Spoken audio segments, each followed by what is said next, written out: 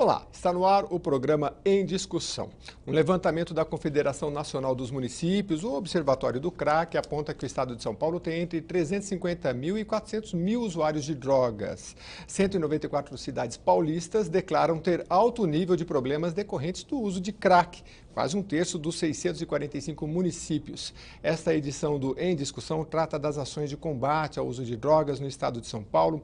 E aqui no estúdio para o debate, o deputado Celso Nascimento, do PSC, autor de pelo menos 3 projetos sobre o tema, e a jornalista Isilda Alves, que é coordenadora da campanha Jovem Pan pela Vida e contra as Drogas, e também escritora do livro Guerra pela Vida. Muito obrigado pela presença, um tema muito importante a ser debatido nessa casa e que tem ações muito contundentes do senhor deputado. Nós falamos aqui em 3 projetos, vamos debater um pouco sobre esses projetos, e a Isilda, né, tem um trabalho muito interessante, acho que vai contribuir muito para o telespectador entender este universo, que há uma ignorância muito grande ainda, não é, deputado, sobre o tema? É verdade, eu quero saudar os nossos telespectadores e dizer, Jeremias, que é um assunto extremamente importante.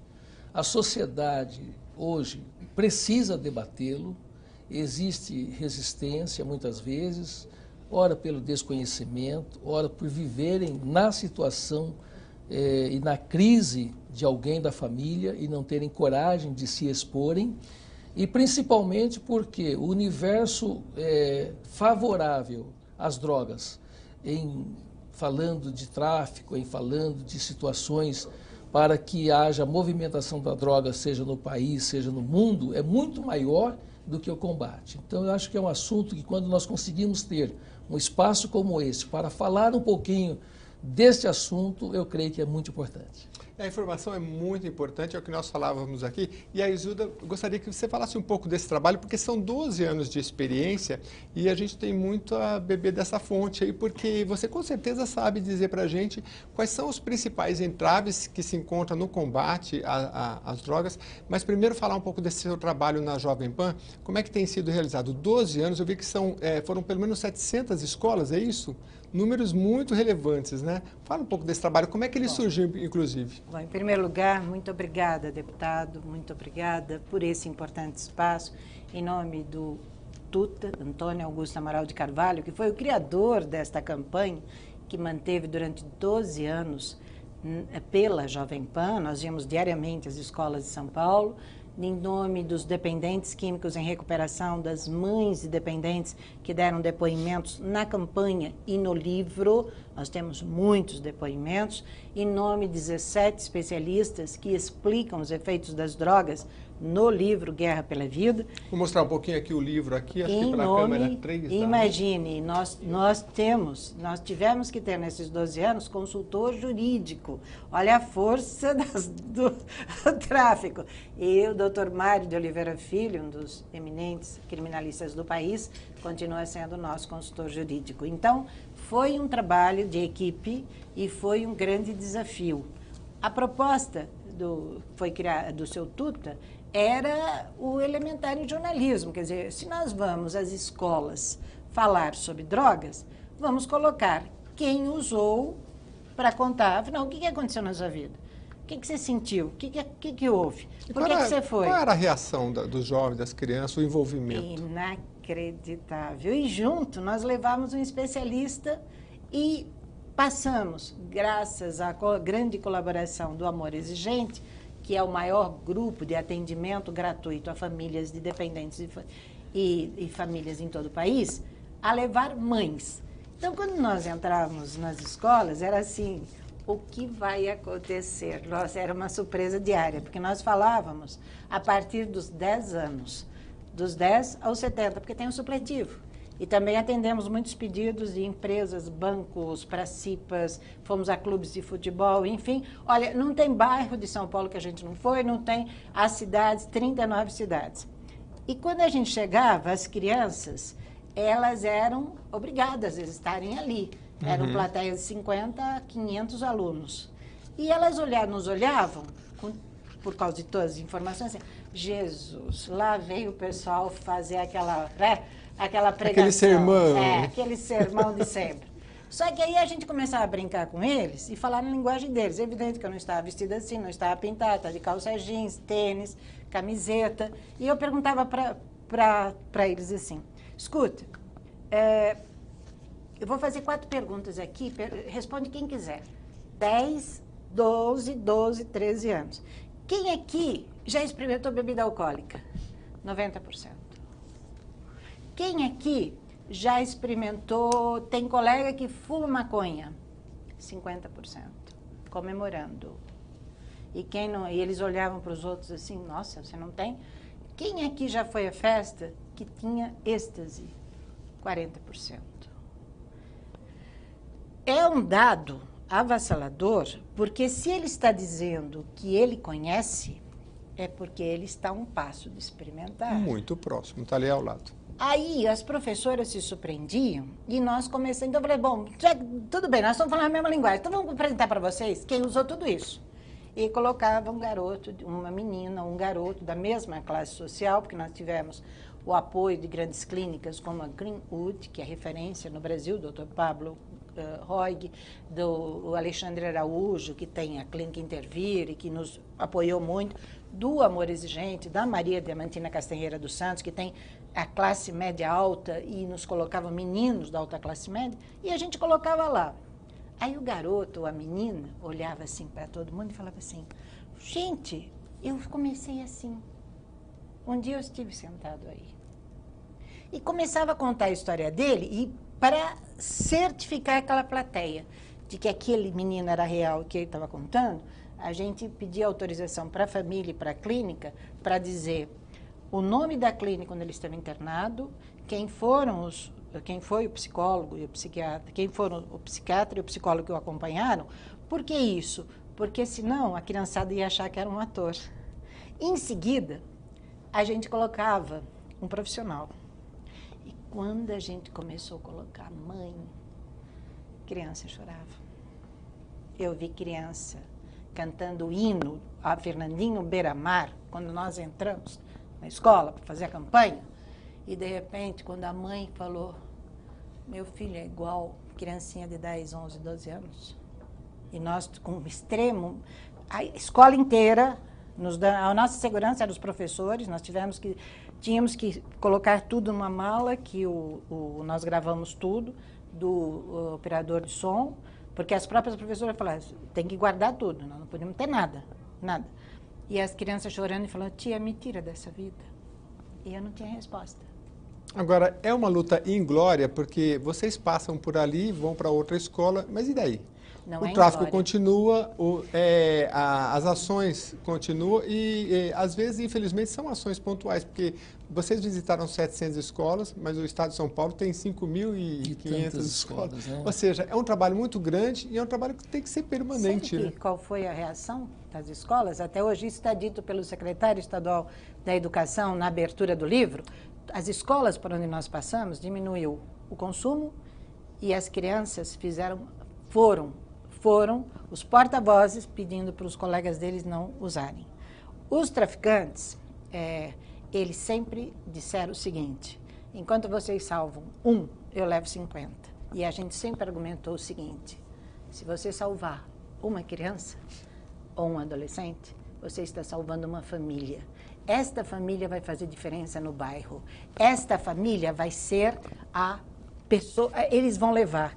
E era impactante. Durante uma semana, os professores nos relatavam, e o próprio secretário constatou, não se falava de outra coisa na escola e nem na família. O assunto era prevenção, tanto que os pais nos pediam para voltar e fazer prevenção. Mas onde não passa esse trabalho, né, deputado? O senhor também tem o senhor é uma pessoa que veio de uma família humilde, conhece a realidade da sociedade paulistana e brasileira, mas a ignorância da família também é muito grande, do como lidar com a situação, como a senhora iniciou falando, né? Exato. O pai, a mãe, e muitas famílias, eu me lembro de quando eu trabalhei um certo tempo para a Secretaria da Educação, uma professora me relatando que na periferia, ela disse assim, amanhã para o menino, você não entra aqui sem sua mãe. E no outro dia ele chegou na escola e falou assim, eu falei que você não entrava sua mãe, cadê sua mãe? Ela falou, está presa. Aí a professora olha e fala, né?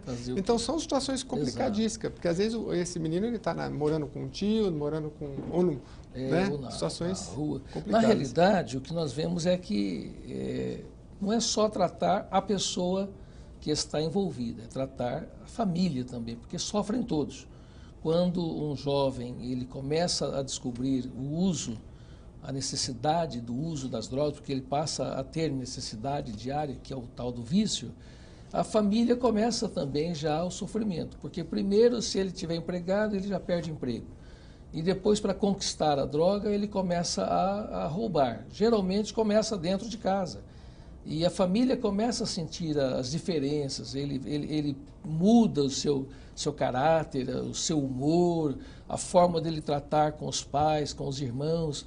E toda esta mudança, ela vai causar um sofrimento na mãe, no pai, nos irmãos, por conta de uma pessoa envolvida. Quando também aquela pessoa, ela muitas vezes consegue até passar para os seus irmãos esse uso, e aí daqui a pouco um contamina o outro e a família começa a estar envolvida. E esse caso que você falou é uma realidade. Na nossa cidade, em Bauru, a gente tem assim, cuidados com pessoas de bairros necessitados, em que os pais estão presos. E os jovenzinhos muitas vezes são usados como mula para poder transportar drogas e tudo mais. Ou seja, quando você vai buscar no pai ou na mãe o conforto para o filho, não existe. Porque a família toda está enveredada, ou por questão de drogas ou outras atividades ilícitas, mas aquele jovem que a gente está cuidando, a grande dificuldade é porque a família dele também já está contaminada. Agora, falando em políticas públicas, deputado Isilda, o Brasil tem um Sistema Nacional de Políticas Públicas sobre Drogas, que é o SISNAD, né? Desde 2006, portanto, mais de 10 anos. Né? Eu estava dando uma lida nesse sistema e a gente tem todo o trabalho, o sistema diz que prescreve medidas para prevenção, indevida atenção, reinserção social de usuários. E dá uma atenção muito grande também a capítulos como crimes, investigação, procedimento penal, cooperação internacional. Agora, o que a senhora acha desse sistema? O Estado de São Paulo tem a COED, que é a Coordenadoria de Políticas sobre Drogas, que também segue este perfil do trabalho da reinserção, do trabalho contra as drogas de uma forma geral, mas o sistema fala muito na investigação, no procedimento penal, no crime. É preciso punir. Mas você acha onde é que estamos falhando? Né? Nas articulações que se deve ter entre a União, o Estado e o município? Porque punição, a lei já define. Legislação de articulação nós temos nos níveis federal, estadual e municipal. Mas ainda assim, o combate está de longe bem aquém do ideal, né? O que a senhora acha que precisa melhorar? Eu queria fazer, assim, aproveitar, é importantíssimo esse espaço, e eu queria pedir licença, antes de responder a sua pergunta, para dizer aos pais, o senhor que é pai, o senhor que é mãe, o senhor que tem um parente, atenção, alguém que está usando uma droga está ficando doente, não é mau caráter. Ele não perdeu o caráter. Ele está tendo uma doença cerebral gravíssima, reconhecida pela Organização Mundial da Saúde e pelo Ministério da Saúde. É uma doença que vai fazer com que a vontade que ele tem de usar droga seja aumentada a cada dia. Isto é a dependência de drogas, que os médicos chamam de dependência química. Quanto à sua pergunta, a lei é muito bonita no papel, mas ela não é cumprida em lugar nenhum. Então, o que nós temos? Se a lei fosse cumprida no estado de São Paulo, nós não poderíamos ter Cracolândias, que é um escândalo, onde adolescentes, onde o tráfico é a verdadeira descriminalização. Lá, o tráfico, ele vende drogas na rua e o usuário fica 24 horas usando droga. E não sou eu que falo, eu fui para dentro da Cracolândia, e o fotógrafo Carlos Torres, temos fotos provando isso. Nós não fomos autorizados a entrar pelo tráfico e os policiais nos disseram, não entre porque vocês vão ter problemas lá dentro. Primeiro, que vocês vão ser roubados, segundo, vocês vão apanhar pelo tráfico. O tráfico mantém na Cracolândia seguranças, onde qualquer pessoa estranha que entrar, ela vai ser investigada. Por que não veio comprar droga aqui? Porque é vendida, se for possível, aqui nós mostramos que a droga é vendida em prato. Se eu não for direto comprar, em prato, não é nem embalada. Então, o que você está fazendo aqui? E vai ser levada para um interrogatório do tráfico. O que a senhora está fazendo aqui? Nós tivemos que nos esconder para fazer fotos mostrando que ali e a Síria são iguaizinhos. É destruição. As pessoas que moram ali, eu entrevistei várias, elas tiveram que se mudar porque o tráfico, a violência e o poder dos traficantes estava mandando nesses prédios. E imagine, eu tenho filho, ele estuda à noite, ou eu vou permitir que o meu filho veja os 2.000 usuários de drogas todos os dias. Se a lei fosse cumprida, não podia ter Cracolândia. Se a lei fosse cumprida, menor não podia estar usando droga nas praças e nas ruas. Se a lei fosse cumprida, nós não poderíamos ter usuários de crack em todos os lugares de São Paulo, sob viadutos, nas ruas, nas praças e Cracolândias. Então, a lei é bonita no papel, só que no Brasil, infelizmente, ela não é seguida. Na cidade de São Paulo, eu fico me perguntando onde foi parar a lei, se o traficante ele tem o poder de ter sob o seu domínio, só na Alameda Dino Bueno. Desculpe, eu vou apresentar aqui, ó. Esse menino que está na capa, gente, ele não é ficção. Ele é traficante da Cracolândia, ele tem 14 anos. As fotos que estão aqui não são ficção, elas são realidade. Como é que é proibido e pode ter 2.000 pessoas usando drogas só na Alameda Dino Bueno, 24 horas por dia? O senhor é rápido no cálculo e eu também. Então, vamos fazer um cálculo, o senhor que está em casa? Uma quadra de uma rua que tem escolas. As duas escolas, uma estadual e a escola particular, que tinha 6.000 alunos, os pais tiraram, já tem 300. Ela está com dificuldade de ser mantida. É uma escola das mais tradicionais de São Paulo. Os moradores estão deixando os prédios porque eles não conseguem mais conviver com o risco. Eles todos foram assaltados, as filhas correm risco, os filhos, enfim. Esse bairro é do tráfico. O Rio de Janeiro é aqui, na Cracolândia. E eu pergunto ao senhor, vamos fazer um cálculo? Os meninos que estão lá, eu tive vários. Eu fui lá para dentro, conversei com eles. Corri risco. Entrevistei quem estava internado por crack. Por crack, se fuma em média de 10 a 40 pedras por dia. Uma pessoa que fica na Cracolândia, e eles estão em 2.000, de segunda a domingo, porque o tráfico não tem feriado e não tem sábado e domingo, fumando 10 a 40 pedras, imagine a R$10 a pedra. Imagine o lucro que ele tem. O dinheiro corre muito dinheiro. É muito dinheiro. E o crack que a senhora citou, eu gostaria até depois da gente debater um pouquinho mais, é uma droga muito forte, a dependência é muito rápida e o prazer é só inicial, porque depois as consequências são funestas mesmo, muito rápidas. Como qualquer droga. Mas o crack tem a maconha hoje, uma rapidez muito forte. Maconha hoje é a droga que mais assusta os psiquiatras. Sabe por quê? Porque o professor Valentim Gentil Filho, que é titular da Universidade de São Paulo e um dos maiores pesquisadores de esquizofrenia no mundo, tem vários trabalhos, ele comprovou a maconha, ela causa esquizofrenia. E quem fuma maconha hoje é a criança ou adolescente. Além de prejudicar na escola, além de prejudicar o relacionamento, essa criança e esse adolescente, ele está desenvolvendo surtos que ele coloca em risco a vida dele, a vida da família, ele começa a ouvir vozes que comandam a vida dele, ele começa a conversar com a televisão, ele começa a achar que o fato de eu olhar para ele, eu já sou inimiga, ele pode bater ou me agredir.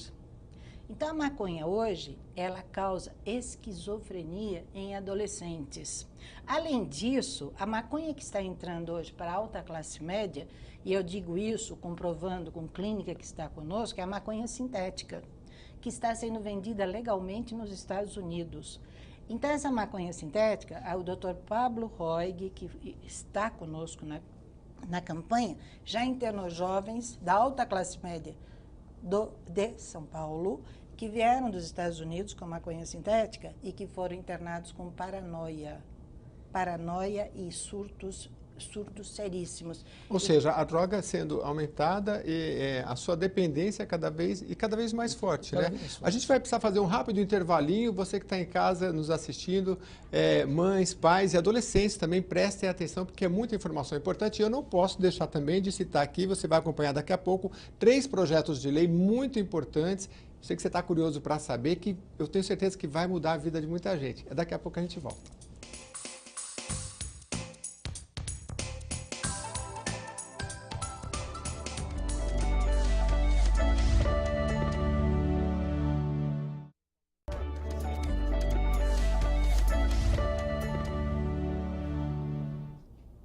Olá, o Em Discussão trata sobre o tema das drogas, principalmente no estado de São Paulo. Eu converso com o deputado Celso Nascimento, do PSC, que vai apresentar agora para a gente um pouco dos projetos de lei que ele já apresentou aqui na casa. Alguns já estão praticamente prontos para ser votados, né, doutor? Exato, né, exato. Deputado? Queria que o senhor resumisse um pouquinho sobre esse projeto. Vamos lá. Eu tenho o projeto 635, que autoriza a criação do Fundo Estadual Antidrogas, que será o FUNEAD.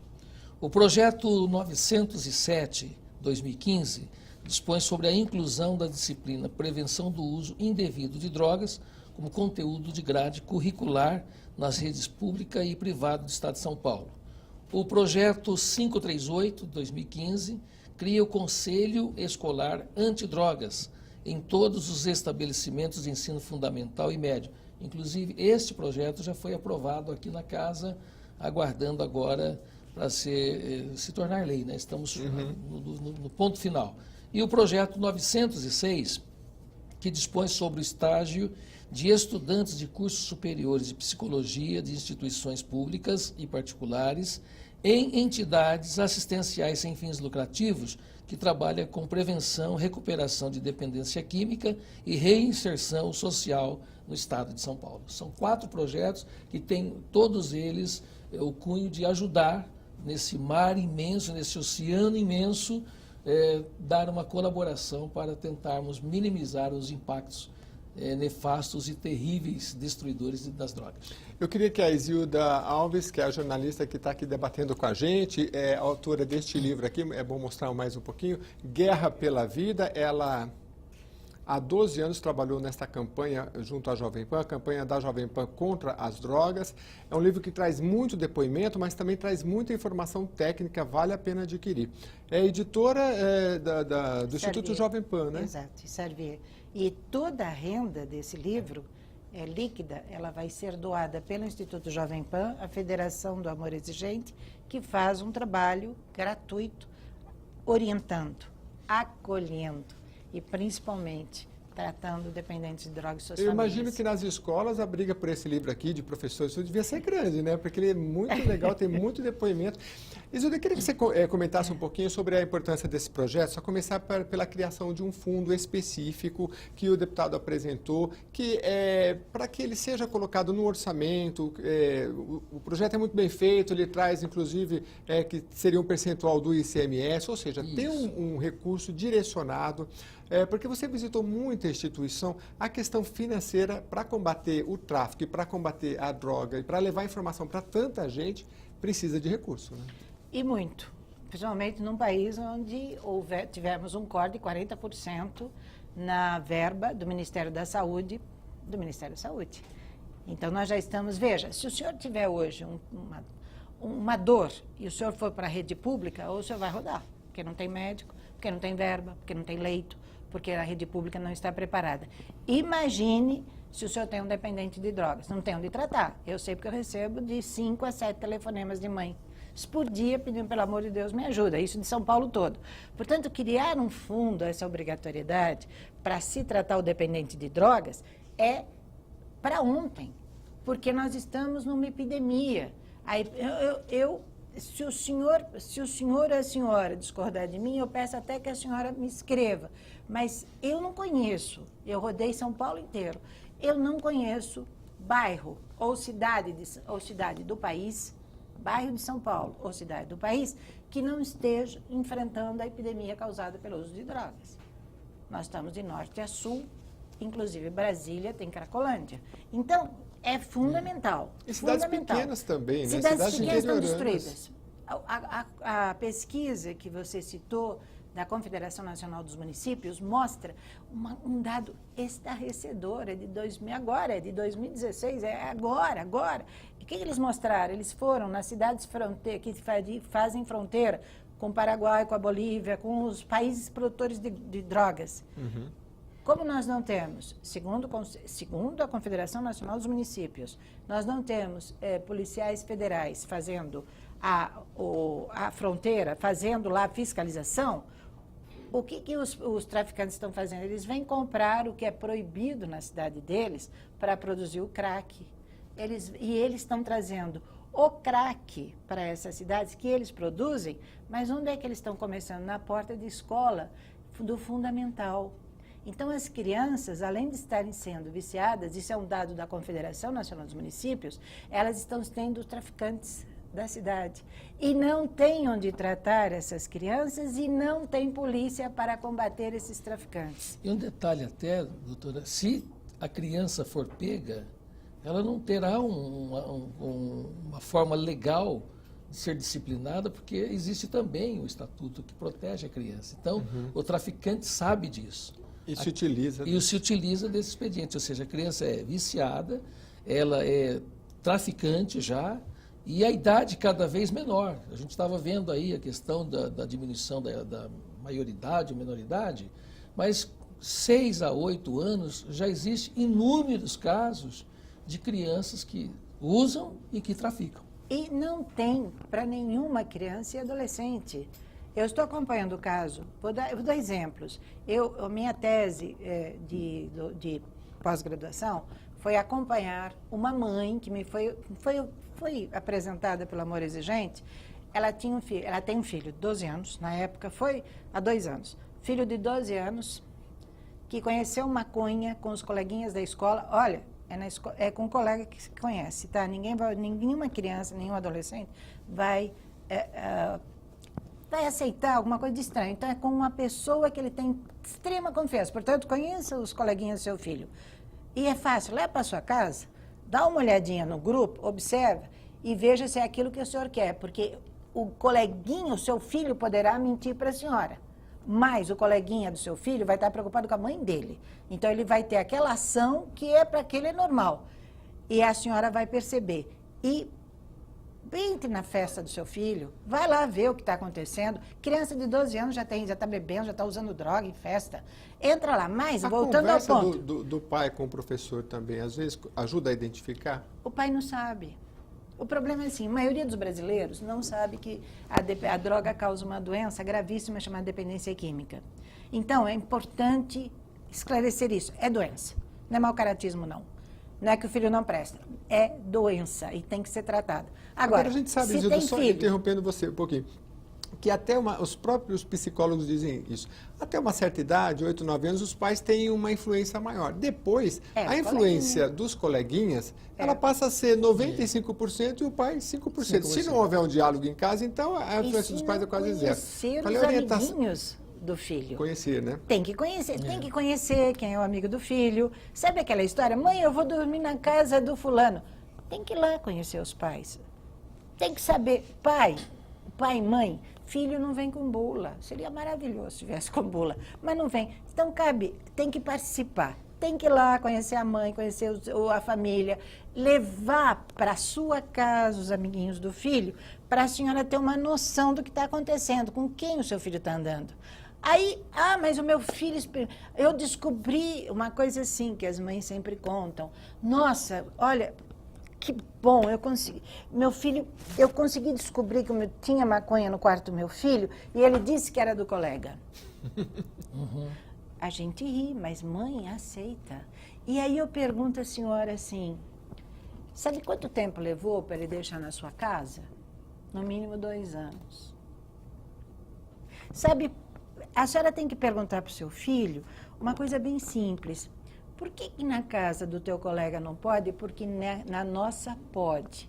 E ter um diálogo com ele explicando e levar imediatamente. Aí que vem o problema da mãe e do pai, que a gente não consegue resolver e que esse fundo vem perfeito, que é o seguinte: onde é que você leva uma criança para ser diagnosticada com doença dependente de drogas?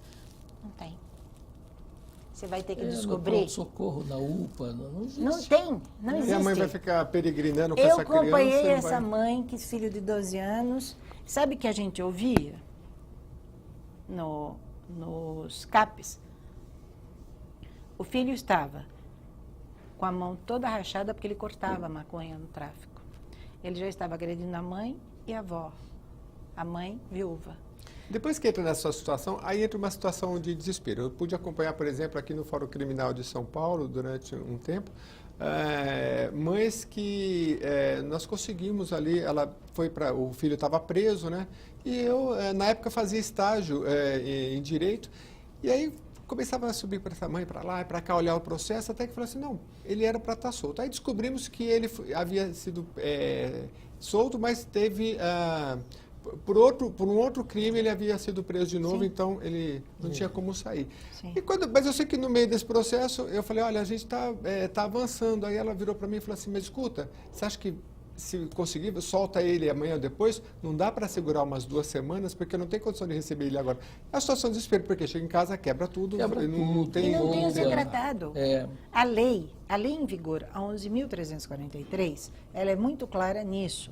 Ela diz assim, toda pessoa que for presa por um delito causado por causa da droga e não pela droga, porque a droga não leva ninguém para a cadeia, está lá, é só medida educativa. Se eu for pego flagrado roubando ou tal, o Estado é obrigado, segundo a lei, a me dar tratamento dentro da cadeia ou da FEBEM. Alguém conhece algum tratamento dentro da cadeia ou da FEBEM? Desculpa, eu não conheço. Talvez seja ignorância minha, mas em 12 anos eu nunca vi, e eu entrei na FEBEM, entrei na casa de detenção, eu nunca vi. Aliás, o número de presos envolvidos com a droga só vem aumentando ao longo dos anos, o percentual. Que era pelos delitos causados para conseguir a droga, porque pela droga em si, dificilmente você vai achar alguém. Agora, você vai achar assim, estuprou, roubou, sequestrou, uma coisa que está custando, matou. Uma coisa que está sendo muito frequente aqui nos sinais de São Paulo, sequestro relâmpago causado por dependentes de drogas. Se você for para a região da Cracolândia, você vai ser roubado. Então, veja, são crimes causados para pagar o traficante. Aí o pessoal da descriminalização diz assim, não, vamos descriminalizar que acaba com tudo. Gente, independente se for o traficante ou o farmacêutico, alguém vai ter que pagar essa droga. Se eu uso droga e eu perco a capacidade de trabalhar, de ganhar o meu sustento, ou eu vou, se eu estiver trabalhando, ou eu vou jogar todo o meu salário na droga e a minha família, que se dane uma hora não vai dar mais, ou eu vou para a rua conseguir isso. Estudo da Universidade Federal de São Paulo, Dr. Marcelo Ribeiro, diretor do Cratode, ele conta no livro dele, e isso, assim, e pesquisa. As meninas de todas, na Cracolândia, da Alameda de Bueno, tem meninas de todas as classes sociais. Essas meninas, para conseguirem drogas, chegam a transar por dia com 9 pessoas diferentes. Para conseguir a droga. Para conseguir uma pedra. É horrível. Então, é assim, com isso, nós temos o que a lei também não permite. Como é que grávida pode estar na Cracolândia? Como é que adolescente pode estar na Cracolândia e a polícia está lá guardando e não pode mexer? Agora, eu queria que o deputado pudesse falar um pouco deste projeto, deputado. O senhor falou dos 4, o 635/2016, que autoriza o Poder Executivo a criar o FUNEAD, que é o Fundo Estadual Antidrogas, né? Certo. E tem como objetivos financiar projetos de formação profissional, programas de esclarecimento ao público, contribuir para o custeio de entidades sociais, estudo e pesquisa, aparelhar a fiscalização.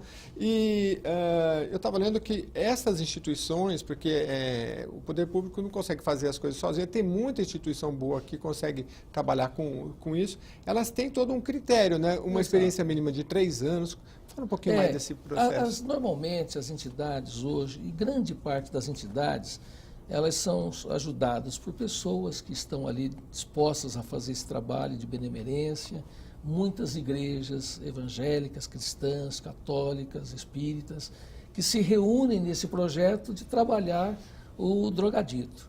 E elas não têm condições, às vezes, porque às vezes criam-se leis exigindo, mas não dão condições de dar a esta entidade um certo apoio para poder retribuir ao necessitado. Ou seja, então eles exigem que tenha psicólogos, que tenha psiquiatra, que tenha atendimentos clínicos muitas vezes, porém essas entidades não têm os recursos para ajudar.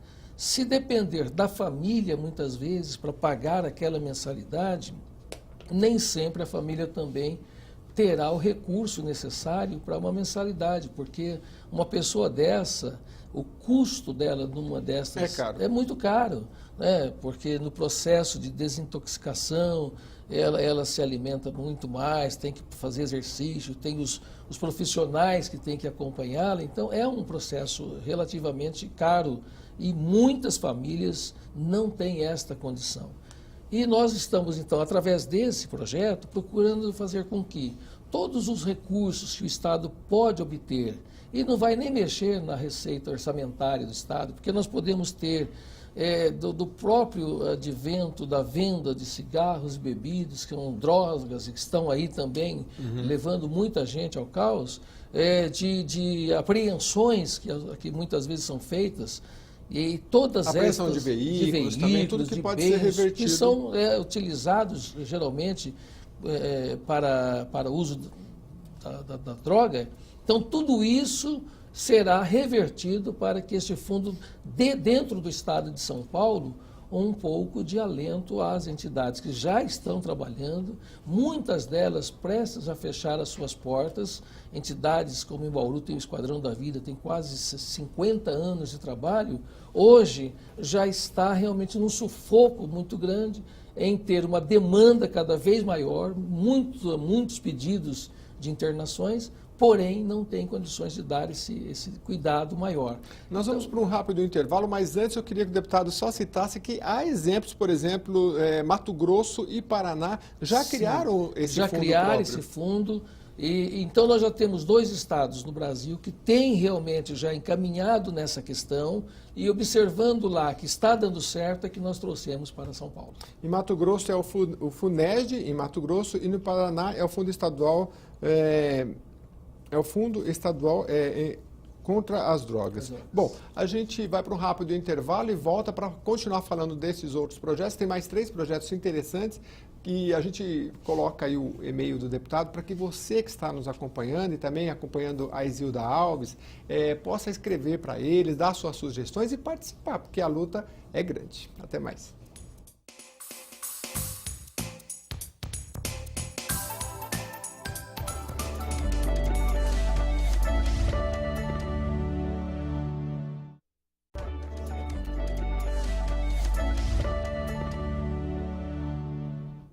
Estamos de volta, o programa em discussão desta edição traz o tema sobre as drogas, o combate às drogas, e aqui no estúdio o deputado Celso Nascimento do PSC, que é autor de diversos projetos nesta área, e também a Isilda Alves, que é jornalista e está trazendo um pouco da sua experiência aqui para a gente. Eu queria que o deputado falasse um pouco desse projeto de lei 906 de 2015, que faculta os estudantes de psicologia a realizar estágio, né? Qual é a importância disso, deputado? Eu vejo assim, muitas entidades têm que ter o acompanhamento clínico para os que estão ali sendo tratados. E não tem recurso para que esta entidade banque a presença, muitas vezes, desse profissional, principalmente da área de psicologia, psiquiatra e tudo mais. Então, este projeto permite que os estudantes desta área, já no estágio final dos seus cursos, eles possam fazer exatamente isso, estagiar nas entidades assistenciais, para que eles, como profissionais que serão no futuro, tenham já dentro da área esse conhecimento, desenvolvam também esta informação e deem atenção também às entidades, proporcionando de ambos os lados, bom para o estudante, que está se tornando daqui a pouco um profissional da área, bom para a entidade que terá ali os profissionais, futuros profissionais já promovendo ali a devida atenção à necessidade daqueles que estão sendo tratados, bom para quem está sendo tratado, porque terá também o acompanhamento técnico, o acompanhamento psicológico, bom para a família daquele que vai saber que aquela entidade assistencial tem um recurso a mais na busca de tirá-lo das drogas, enfim, é um projeto de um alcance social muito grande. E o poder público é o impulsionador, o indutor deste trabalho que acaba não gerando custo, né? Exatamente, Estado, né? É custo zero para o Estado, que tem a obrigação, muitas vezes, e não a cumpre por diferentes N situações, mas que colaborando para que esse projeto se torne uma lei, ele vai ajudar. O Estado vai ter também esse amparo de saber, bom, eu não estou lá, mas eu estou colaborando para estar atendendo essa necessidade. Isilda, a gente sabe que a dependência das drogas, ela é física e psicológica. Qual é a importância de um projeto como esse que trata da questão psicológica? Total. Nós temos uma carência de profissionais. Nós temos uma carência total em psiquiatria e em psicologia.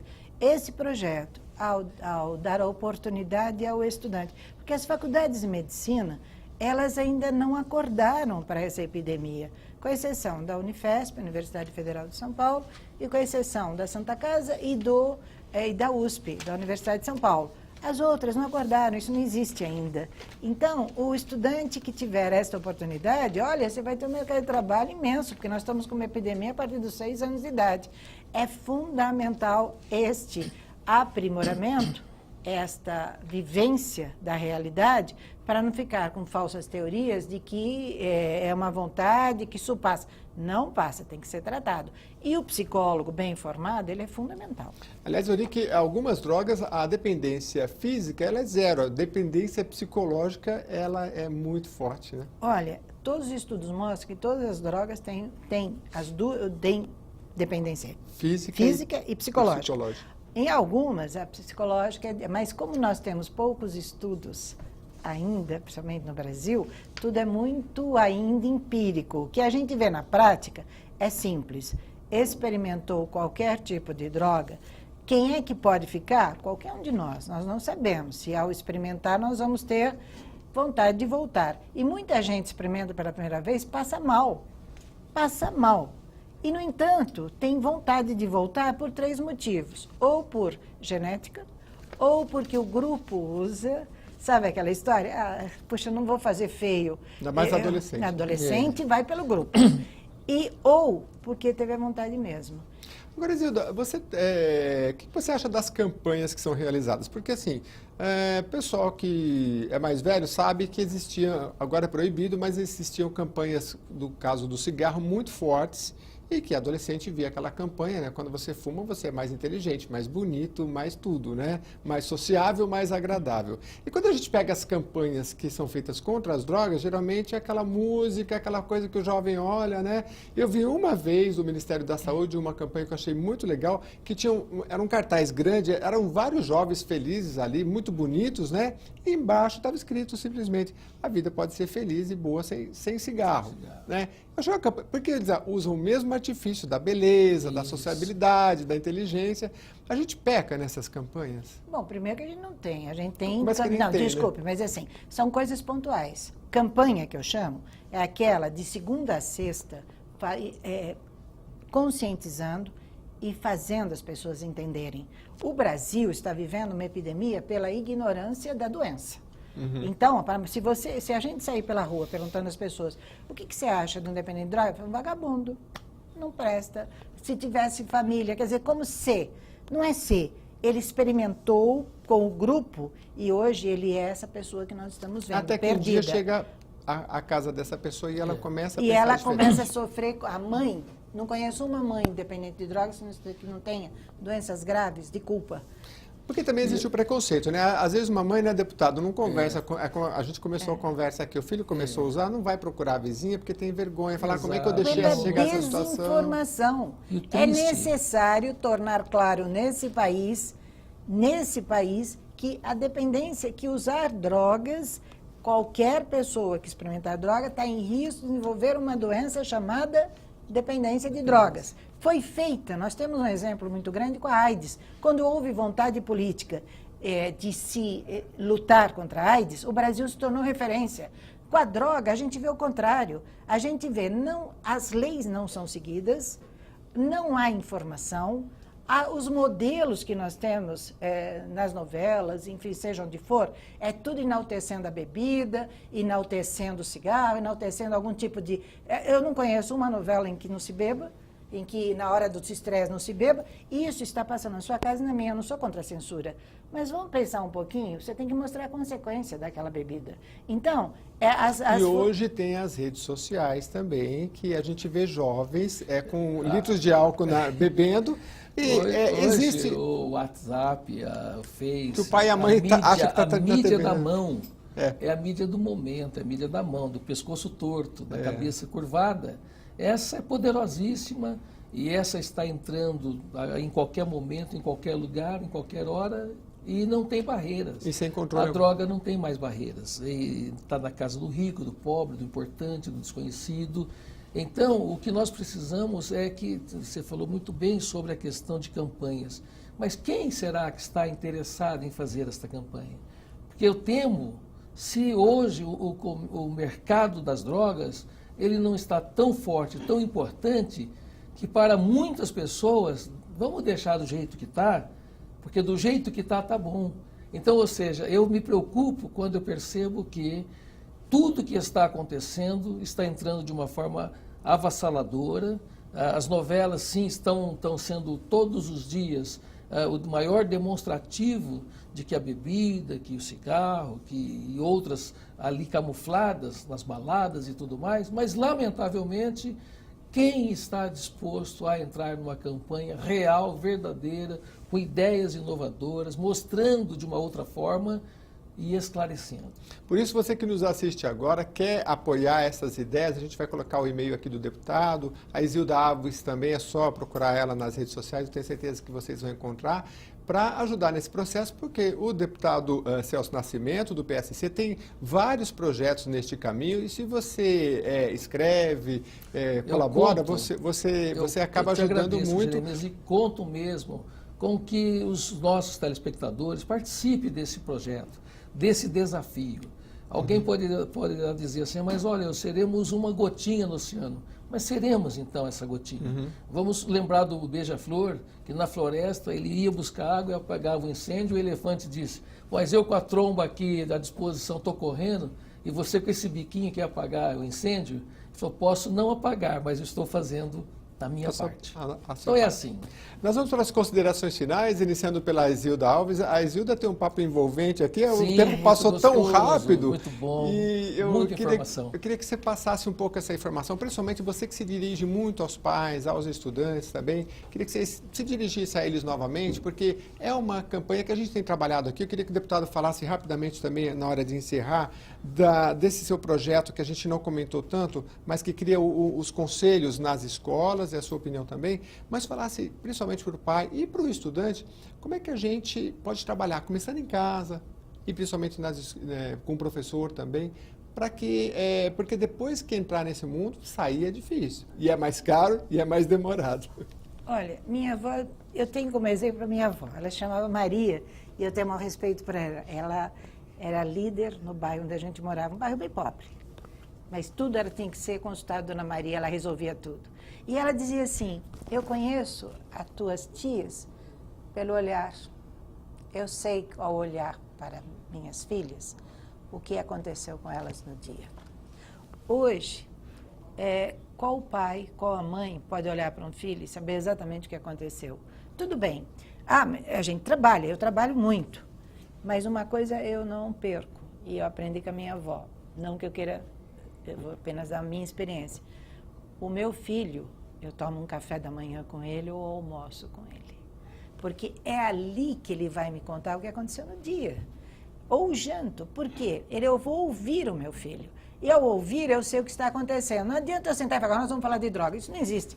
Tem que falar da vida. É isso que eu ia perguntar. Não dá para chegar um momento e falar, olha, meu filho, se alguém te oferecer, não é por aí. Não, ele não vai acreditar. Agora, se você conversa sobre a vida e mostra que você não é um super-homem, que você não é uma super-mulher, que todos nós vamos ter dias difíceis, porque o que oferecem em droga para o nosso filho é o seguinte, olha, você não vai ter mais tristeza, só vai ter felicidade. Felicidade eterna não existe. Então, nós temos, sim, dias tristes, nós somos fracos, nós temos que lutar, nós temos que ter persistência. O não faz parte do aprendizado. E você passar com a sua experiência, você estará contribuindo para que o seu filho aprenda a palavra mais difícil do dicionário, não.